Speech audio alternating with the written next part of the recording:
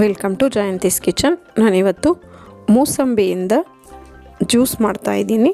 ಮಿಕ್ಸಿಯನ್ನು use ಮಾಡ್ದಿರ ಹೇಗೆ ಮಾಡೋದು ಅಂತ ನೋಡೋಣ. ಈ ಮೂಸಂಬಿನ ಈ ರೀತಿ 2 ಪೀಸಸ್ ಆಗಿ ಕಟ್ ಮಾಡ್ಕೊಳ್ಳೋಣ. ಈ ರೀತಿ ಜ್ಯೂಸ್ ಮಾಡೋದ್ರಿಂದ ಇದು ತುಂಬ ಹೊತ್ತಿಟ್ರೂ ಕಹಿ ಬರಲ್ಲ. ಅದೇ ನಾವು ಮಿಕ್ಸಿಗೆ ಹಾಕಿ ಜ್ಯೂಸ್ ಮಾಡೋದ್ರಿಂದ ಸ್ವಲ್ಪ ಹೊತ್ತಿಗೆಲ್ಲ ಕಹಿ ಬರುತ್ತೆ.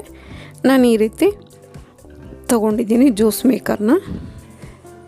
ನಾವು ಈ ರೀತಿ ಕೈಯಿಂದ ಈ ಥರ ತಿರುಗಿಸ್ತಾ ಇದ್ರೇ ಜ್ಯೂಸ್ ರೆಡಿ ಆಗುತ್ತೆ.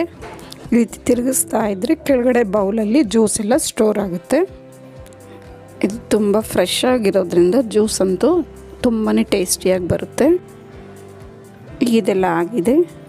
ಈ ಪಲ್ಪೆಲ್ಲ ಮೇಲಿರುತ್ತೆ. ಒಂದು ಸ್ವಲ್ಪನೇ ನೀರು ಸೇರಿಸ್ಕೊಂಡು ಅದನ್ನೆಲ್ಲ ನೀಟಾಗಿ ಸ್ಪೂನಿಂದ ಕಲಿಸ್ಬೇಕು. ಈಗ ಮೂಸಂಬಿ ಫ್ರೆಶ್ ಜ್ಯೂಸ್ ರೆಡಿಯಾಗಿದೆ. ಈಗ ಈ ಜ್ಯೂಸ್ಗೆ ರುಚಿಗೆ ತಕ್ಕಷ್ಟು ಸಕ್ಕರೆ ಸೇರಿಸ್ಕೊಳ್ಳೋಣ.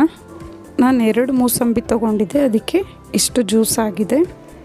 ಸಕ್ಕರೆನೆಲ್ಲ ನೀಟಾಗಿ ಕರಗಿಸ್ಕೋಬೇಕು. ಜ್ಯೂಸ್ ಅಂದರೆ ಮಕ್ಕಳಿಗಂತೂ ತುಂಬಾ ಇಷ್ಟ ಆಗುತ್ತೆ.